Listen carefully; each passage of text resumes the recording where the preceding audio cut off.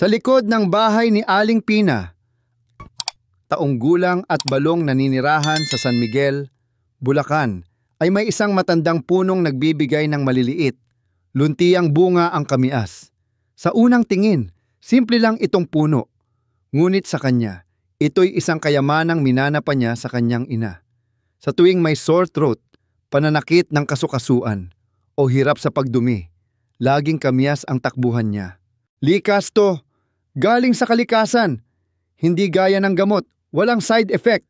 Sabi niya sa kanyang kapitbahay na si Aling Mercy habang dinudurog ang ilang pirasong kamias para gawing pangtapal sa tuhod.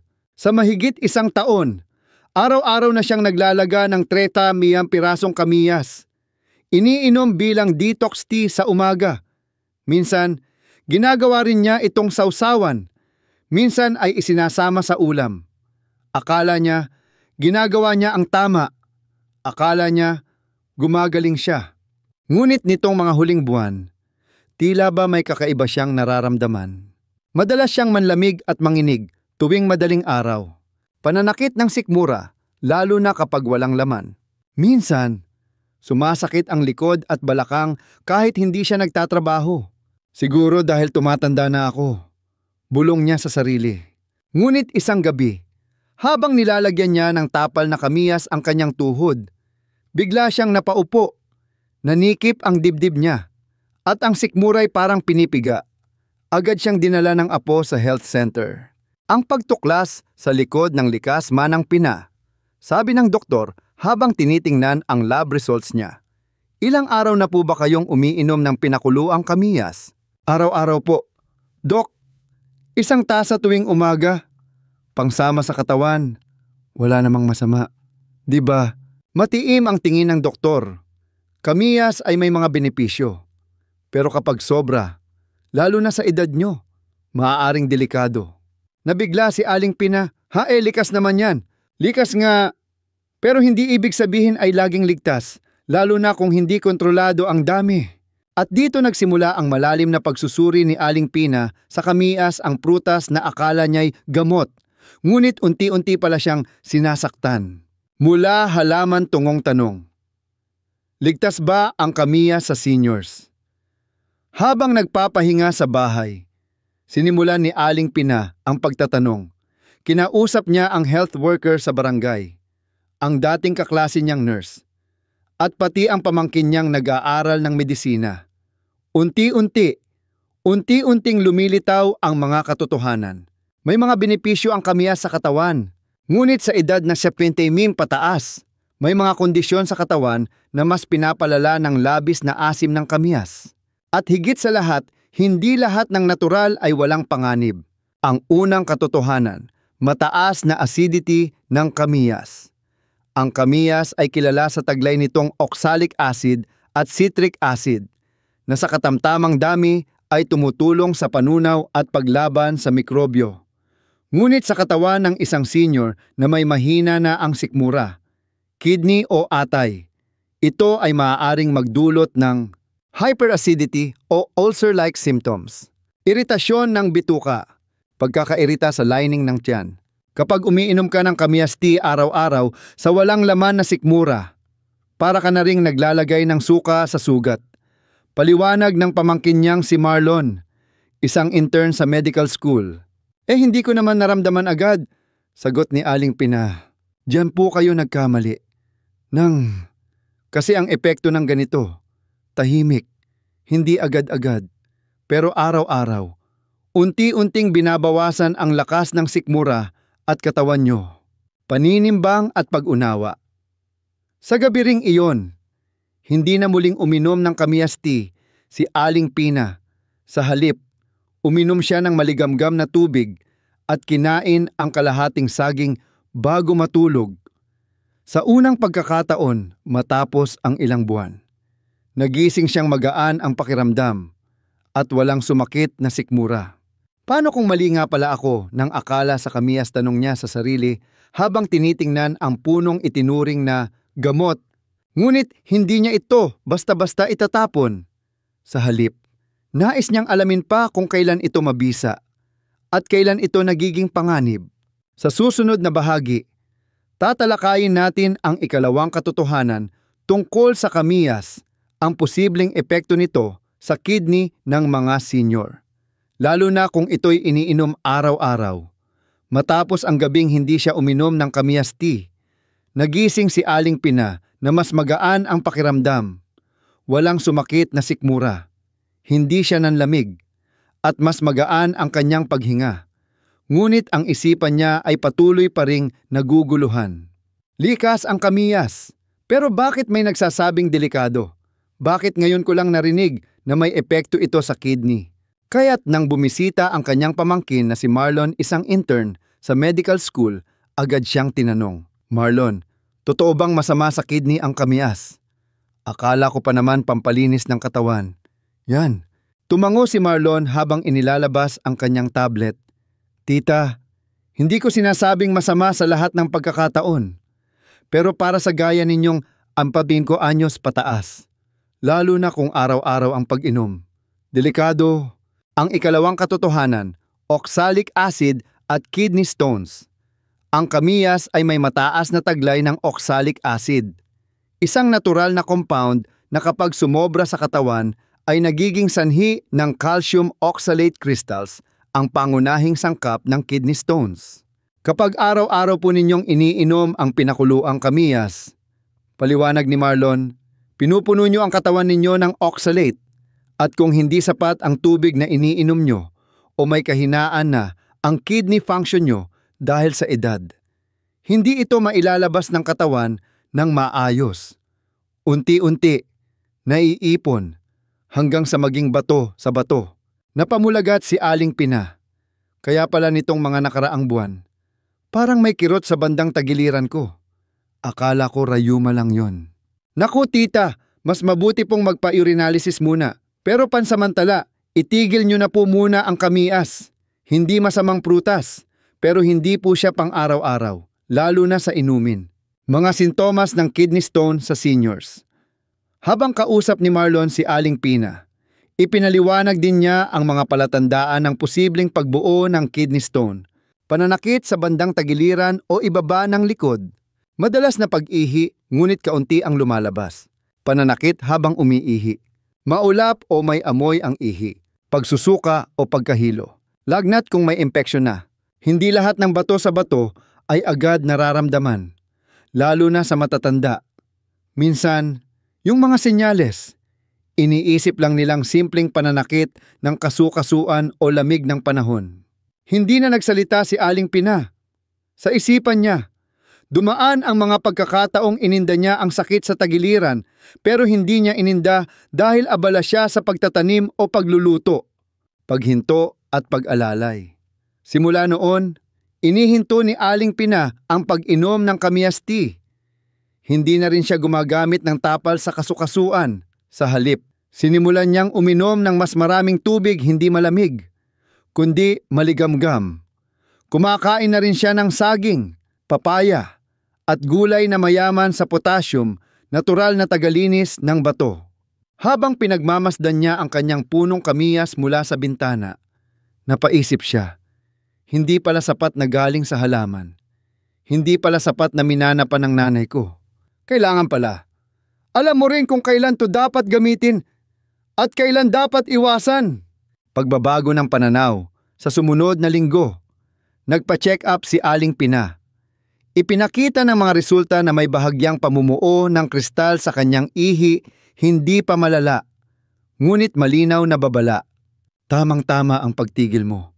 Nang wika ng doktor, kung ipinagpatuloy mo pa yon, baka ngayon ay mas malubha na ang kalagayan mo.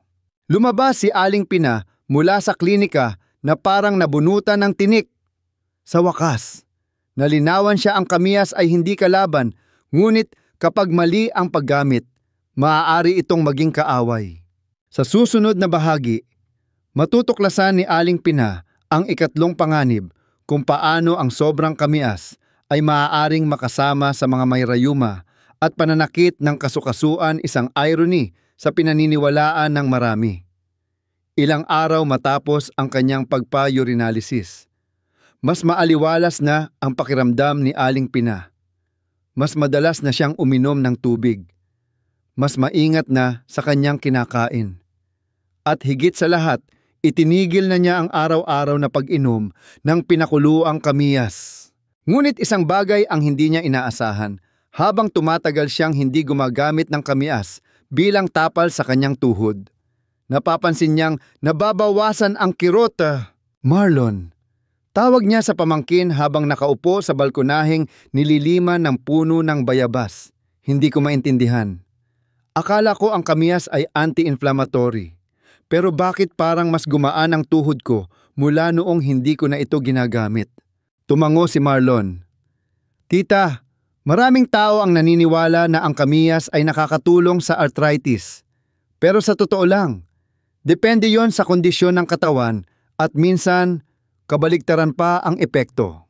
Ikatlong katotohanan, maasim na kamiyas at pananakit ng kasukasuan, bagamat kilala ang kamiyas sa pagiging natural anti-inflammatory.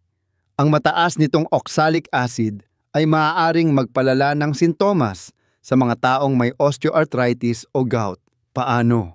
Oxalates mula sa kamiyas ay maaaring tumulong sa pagbuo ng mga microcrystals na naiipon sa kasukasuan.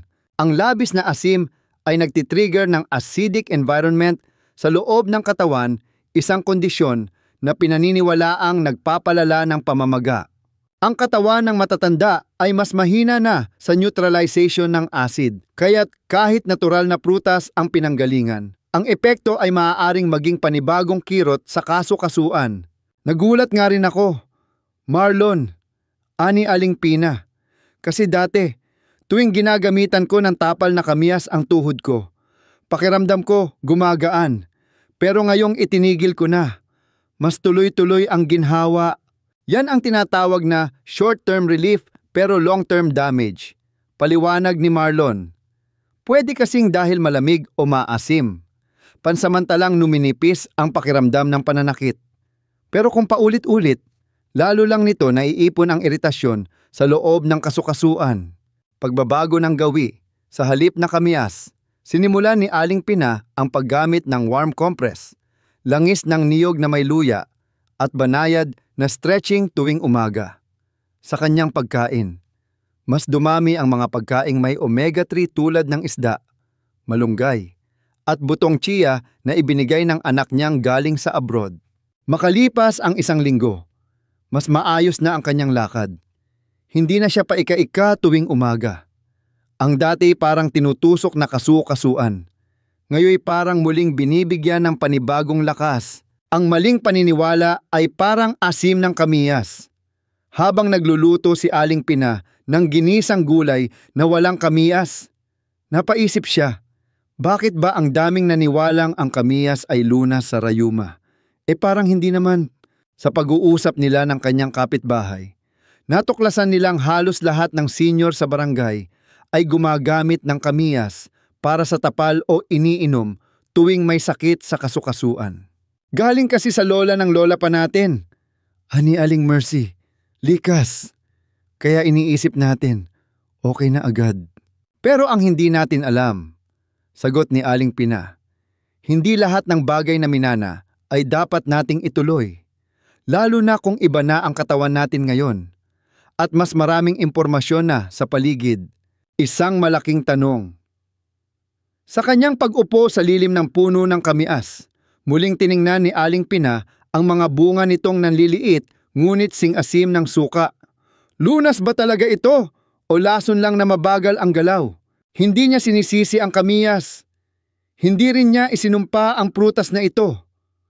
Pero isa lang ang malinaw sa kanya ngayon, ang tamang kaalaman ay mas mahalaga kaysa sa nakasanayang gawi. At sa susunod na bahagi, tutuklasin ni Aling Pina ang ika-4 na panganib ng kamiyas para sa mga seniors, ang epekto nito sa ngipin at buto. Natahimik na sinisira ng asim nito sa bawat subo. Habang kumakain ng tanghalian si Aling Pina, isang araw ng Lunes, bigla niyang napansin ang pagkirot sa kanyang gilagid. Nang kumagat siya sa isang pirasong tinapay, may tumusok na hapdi sa kanyang kanan sa panga. Napakapit siya sa kanyang panga at napatigil sa pagsubo. Naku, parang sumasakit ang ngipin ko, bulong niya sa sarili. Pero hindi naman ito malambot dati ah. Dumating si Marlon, ang kanyang pamangkin, at napansin ang pagkakunot ng noo ng tiyahin. Tita, may problema po ba? Parang may sumasakit sa ngipin ko.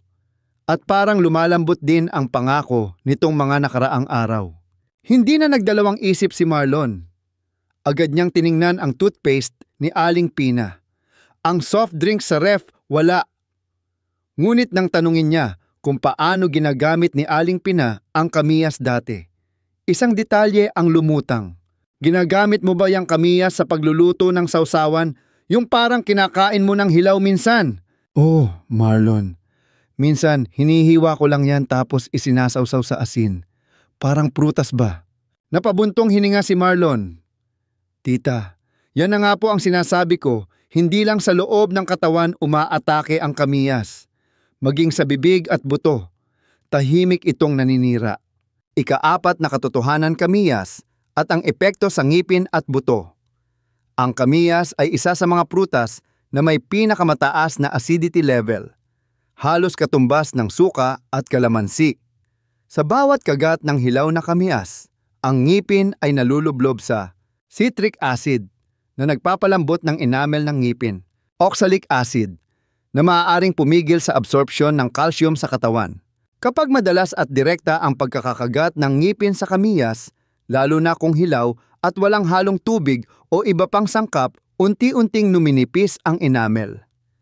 Ang enamel ang pananggalang ng ating ngipin. Kapag ito'y nawala o lumambot, ang ngipin ay nagiging mas sensitibo, mas madaling masira o mabungi, mas mabilis kapitan ng mikrobyo. At kung sa loob naman ng katawan, kung saan madalas umiinom si Aling Pina ng pinakuluang kamiyas araw-araw, ang sobrang acidity ay humahadlang sa maayos na pagsipsip ng calcium, isang mahalagang mineral para sa bone density ng matatanda. Masakit, pero ligtas na pamamaalam. Pagkalipas ng ilang araw, nagpatingin si Aling Pina sa dental clinic ng bayan. Ayon sa dentista, may 2 ngipin siyang may simula ng pagkalambot sa ibabaw, bagamat hindi pa kailangang bunutin. Kung patuloy kang kakain ng asim ng walang banlaw o hindi mo huhugasan ang bibig, tiyak yan, masisira ang mga ngipin mo. Ani ng dentista. Napaupo si Aling Pina sa harap ng salamin pagka-uwi. Pinagmasdan ang sariling ngiti. Dati buo. Ngayon may konting kawala sa isang gilid. Hindi pa huli ang lahat. Wika niya. Pero hindi ko nahahayaang tahimik na kainin ng prutas ang ngiti ko. Pagbabago ng panlasa. Pag-iingat sa kinabukasan. Mula noon, hindi na siya kumakain ng hilaw na kamyas. Kung gagamit man, ginagawang sangkap sa luto at isinasama lang sa huling bahagi upang hindi magtagal sa init. Nagmumumog na rin siya ng tubig tuwing matapos ang bawat kain ng maaasim. At higit sa lahat, sinimulan na niyang magdagdag ng mga pagkaing mayaman sa calcium at vitamin D sa kanyang diet gaya ng malunggay, ampalaya at tuyo, hindi. Lahat ng natural ay walang hanggan. Habang pinagmamasdan niya ang puno ng kamyas mula sa bintana, muli niyang naisip, ang asim pala, hindi lang panlasa. Isa rin itong paalala na hindi lahat ng likas ay dapat basta kainin. Kailangan ng gabay, disiplina, at kaalaman. Sa susunod na bahagi, matutuklasan ni Aling Pina ang ika-5 katotohanan, ang koneksyon ng kamiyas sa alta presyon at potassium imbalance sa mga senior, lalo na kung iniinom ito bilang natural cleansing juice araw-araw. Mula nang malaman ni Aling Pina ang epekto ng kamiyas sa kanyang ngipin at buto, mas naging maingat na siya. Hindi na siya kumakain ng hilaw na kamyas at itinigil na rin ang araw-araw na pag-inom ng pinakuluang sabaw nito. Ngunit isang umaga, habang kinakausap siya ng kapitbahay niyang si Aling Mercy, muli na namang lumutang ang isa pang payo na noon ay kanyang sinusunod. Pina, uminom ka ng juice ng kamiyas araw-araw. Nakakababayan ng presyo natural pa. Napaisip si Aling Pina, totoo nga ba ito? Naalala niyang ilang buwan pa lamang ang nakalilipas. Halos araw-araw siyang umiinom ng pinigang katas ng kamiyas, minsan hinaluan ng honey. Minsan puro para raw bumaba ang kanyang blood pressure. Isang baso tuwing umaga, bago mag-almusal. Pero, bulong niya sa sarili, bakit parang mas nahihilo ako noon? At minsan, parang nanlalamig ang kamay ko, lalo na kapag walang laman ang tiyan. Dahil dito, muling kumonsulta si Aling Pina kay Marlon, ikalimang katotohanan, kamiyas at potassium imbalance, alta presyon, at pagbagsak ng presyon. Tita, paliwanag ni Marlon habang inilalahad ang mga notes niya mula sa ospital. Ang kamiyas ay may taglay na diuretic properties. Ibig sabihin, pinapalakas nito ang pag-ihi. Di maganda yon. Marlon, pampalinis ng katawan, tanong ni Aling Pina. Oo, pero hindi palaging maganda, lalo na kung araw-araw. Kapag pinilit nating umihi ng umihi gamit ang natural o synthetic na paraan, may mga nutrients din tayong nawawala gaya ng potassium. Ang potassium ay mahalaga sa pag-regulate ng tibok ng puso, pag-stabilize ng blood pressure, pagbalanse ng likido sa katawan, pagkilos ng kalamnan, kabilang na ang mga kasukasuan. Kapag nabawasan ito ng labis, maaaring makaranas ng panghihina, pagkalito, palpitations, bigla ang pagbaba ng blood pressure, at sa mga matatanda, ang pagbaba ng electrolytes gaya ng potassium ay mas mapanganib. Maaaring magdulot ito ng pagkahilo, pagkahimatay, at kahit biglaang cardiac complications. Isang pagkaing may dalawang muka. Muling napatitig si Aling Pina sa tasa ng pinigang kamiyas juice na noon ay kanyang iniinom. Akala ko ang kamiyas ang susi sa pagkalma ng dugo ko. Anya, pero baka siya rin ang dahilan kung bakit ako madalas na nanginginig. Hindi man agad napansin noon. Unti-unting lumitaw sa kanyang mga alaala ang mga araw na parang naglalaho ang lakas niya, hindi makalakad ng diretso, nahihilo, parang lumulutang ang paligid. Hindi dahil sa edad, Nay, sabi ni Marlon, kundi dahil binabawasan ng katawan mo ang mineral na dapat ay nagpapatatag ng katawan mo. At isa sa pinagmulan ay ang labis na asim ng kamiyas na iniinom mo araw-araw. Pagsasaayos ng katawan. Simula noon, isinaayos ni Aling Pina ang kanyang pagkain. Itinigil niya ang kamiyas juice bilang detox at pinalitan ito ng mas balanseng almusal, tinapay na may itlog, saging, at maligamgam na tubig. Linggo ang lumipas, mas bihira na ang pagkahilo. Mas normal na ang kanyang blood pressure. Hindi na rin siya madaling magpaltik sa dibdib. At higit sa lahat, mas buo ang kanyang lakas sa umaga. Pagkain ng wasto, hindi ng uso.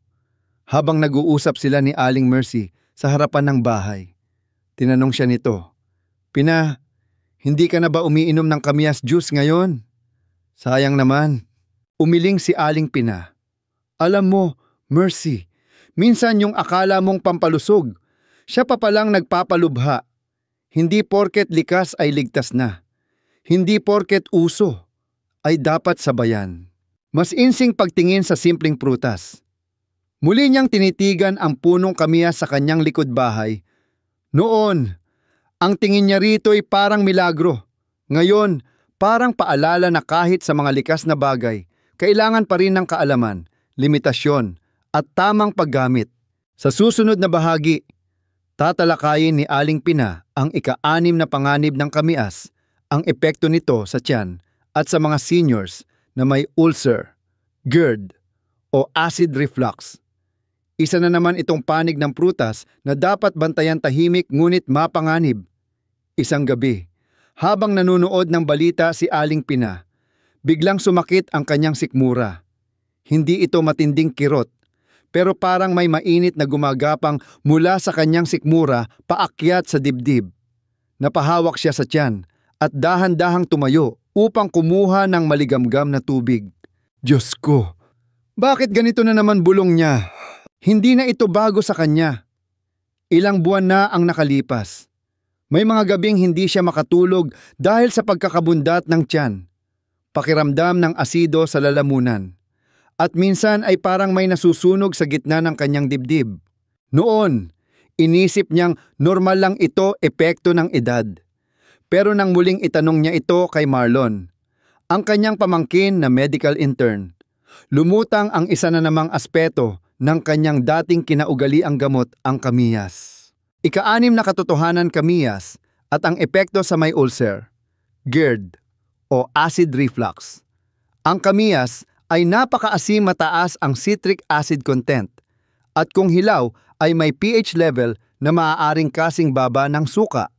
Kapag ito ay iniinom sa walang laman ang tiyan, kinakain ng hilaw at puro, ginagamit araw-araw sa cooking o sausawan, maaari itong magdulot ng pangangasim, gastritis, pag-ulcer, o paglala ng GERD, gastroesophageal reflux disease.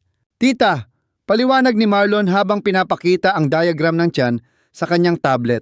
Kapag lagi kang umiinom o kumakain ng asim, lalo na sa umaga nang walang laman ang tiyan, napipinsala ang lining ng sikmura. Sa matagalang paggamit, pwedeng magkaroon ng mga sugat at yan ang tinatawag na ulcer. Mga sintomas na dapat bantayan. Sa mga seniors na gaya ni Aling Pina, ang mga sintomas ng ulcer o GERD ay hindi laging katulad ng sa mga nakababatang pasyente. Madalas, mas banayad ngunit mas delikado dahil hindi agad nabibigyan ng lunas. Pananakit ng tiyan sa pagitan ng pagkain, mainit o mahapding pakiramdam sa dibdib, heartburn. Madalas na pagdighay, pagkakaroon ng maasim na lasa sa bibig, minsan matagal na pagkakabundat kahit kaunting kain lang. Pagbabalik ng balanseng gawi. Dahil dito, ganap nang iniwasan ni Aling Pina ang pagkonsumo ng kamiyas sa umaga. Lalo na kapag wala pa siyang kinakain, pinalitan niya ito ng maligamgam na tubig at kaunting saging na may natural na taglay na alkaline effect at nagpapalambot sa tiyan. Sa kanyang mga ulam, hindi na rin niya isinasama ang kamiyas kung hindi talaga kailangan. Kung gusto niya ng panimpla sa sinigang, mas pinipili na niya ang kalamansi na may tamang dami o kaya'y hinog na sampalok na mas banayad sa tiyan, mas malinaw na gabi, mas mahimbing na pahinga mula nang alisin niya ang kamiyas sa kanyang hapag. Napansin ni Aling Pina na mas mahimbing na ang kanyang tulog, hindi na siya nagigising sa gitna ng gabi dahil sa asim sa lalamunan. Hindi na rin siya nangangapa ng tubig sa madaling araw. Naghahanap ng lunas sa sarili niyang pananakit. Hindi pala edad ang kalaban ko. Bulong niya sa sarili, yung mga kinagawian ko. Yun pala ang kalaban ng katawan ko. Hindi. Lahat ng lumang gawi ay dapat panatilihin. Habang inaalis niya ang mga nahulog na dahon sa ilalim ng punong kamiyas, naramdaman niyang parang tinatanggal din niya ang bigat ng maling paniniwala na lahat ng likas ay laging ligtas at lahat ng minana ay dapat ipagpatuloy. Ang mga gawi, wika niya, ay tulad ng dahon. Kapag tuyo na't wala ng silbi, kailangan ding tanggalin. Sa susunod at huling bahagi ng kwento, tatalakayin ni Aling Pina ang pangkalahatang konklusyon sa paggamit ng kamiyas ng mga seniors. Kailan ito makabubuti at kailan ito tahimik na nagiging panganib sa katawan. Isang umaga, habang tahimik na nagwawalis si Aling Pina sa ilalim ng punong kamiyas sa kanyang likod bahay, napatingala siya sa mga bunga nito. Maliliit, makintab, at asim na asim. Noon, ang bawat bunga ng punong ito ay tinitingala niya bilang lunas sa halos lahat ng kanyang nararamdaman. Ngayon, tinatanaw na niya ito ng may malalim na paggalang at sabay na pag-iingat. Hindi niya kinamuhian ang kamiyas. Sa halip, natutunan niyang unawain ito, ang dalawang mukha ng isang prutas na likas sa kalikasan, ngunit hindi likas sa lahat ng katawan. Habang nagpapahinga sa ilalim ng puno, lumapit si Marlon, ang kanyang pamangkin. Tita, anong iniisip niyo diyan, tanong niya habang bitbit ang tray ng agahan lugaw, itlog at tinadtad na ampalaya. Iniisip ko kung paano ako halos araw-araw uminom ng kamiyas. Ginawang panggamot sa lahat. Tapos saka ko lang nalaman na yun pala ang nagpapalala ng katawan ko. Panghuling katotohanan, likas ang kamiyas. Pero hindi ito para sa lahat ng senior, sa lahat ng kanyang natutunan sa nakaraang mga linggo. Naunawaan ni Aling Pina na ang kamiyas ay may antioxidant properties, may natural na antibacterial effect, nakakatulong sa panunaw. Sa tamang dami, maaaring pampababa ng blood sugar sa ilang kondisyon. Ngunit para sa mga senior 65 pataas, ito rin ay maaaring magdulot ng kidney stones dahil sa oxalate content, nagpapalala ng ulcer o acid reflux kapag ininom sa walang laman ang tiyan. Nakakasira sa ngipin at buto kung labis ang asim at kulang sa nutrisyon ang diet. Maaaring magdulot ng electrolyte imbalance, lalo na sa sobrang pag-inom. Hindi lahat ng katawan ay pare-pareho. Lalo na sa mga matatanda, ang resistensya ay mas mahina. Ang mga organs ay mas marupok. At ang epekto ng mali, mas mabilis, mas matindi, mas mapanganib. Ang bagong simula ni Aling Pina, hindi na muling bumalik si Aling Pina sa lumang gawi. Ngunit hindi rin niya itinapon ang punong kamias. Sa halip, hinayaan niya itong manatili sa likod ng bahay bilang paalala na ang bawat bagay sa kalikasan ay may tamang oras, tamang gamit, at tamang dami. Ginamit niya ang kamias paminsan-minsan bilang pampaasim sa ulam. Hindi araw-araw. At hindi hilaw. Hindi na niya ito ginagawa sa usawan o iniinom na parang tubig. At tuwing may kapwa senior na nagtatanong sa kanya tungkol sa natural na lunas, isa lang ang lagi niyang sagot. Walang masama sa likas.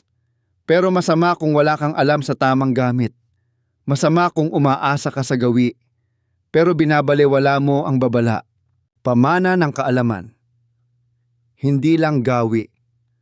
Makalipas ang ilang buwan, inimbitahan si Aling Pina ng Barangay Health Center upang magsalita sa health forum para sa mga senior. Dito, ikinuwento niya ang kanyang karanasan kung paanong ang inaakalang gamot ay naging mitya ng kanyang kahinaan at kung paanong ang pagbubukas ng isipan ang tunay na nagpagaling sa kanya. Lahat ay nakinig. Maraming mata ang napaluha. Hindi dahil sa sakit, kundi dahil sa pagkakabukas ng katotohanan. At sa dulo ng kanyang pananalita, binitawan niya ang mga katagang, ang kalikasan ay may regalo. Pero ang kaalaman, yan ang susi kung paano ito gamitin nang hindi ka unti-unting sinisira. Maging mapanuri. Hindi lang masunurin. Maging mapagmasid. Hindi lang mapaniwala, isang prutas, isang aral. Ang kamiyas, tulad ng buhay, ay hindi laging matamis. Ngunit sa tamang panahon, tamang gamit, at tamang pag-alaga sa sarili, maaari itong maging bahagi ng kalusugan, hindi ng kapahamakan. At sa ilalim ng puno ng kamiyas, habang dinidiligan ito ni Aling Pina sa dapit hapon, binigkas niya ang tahimik na panalangin. Salamat sa aral. Hindi ako naging saksi lang ng sakit, kundi tagapagbahagi ng paggaling.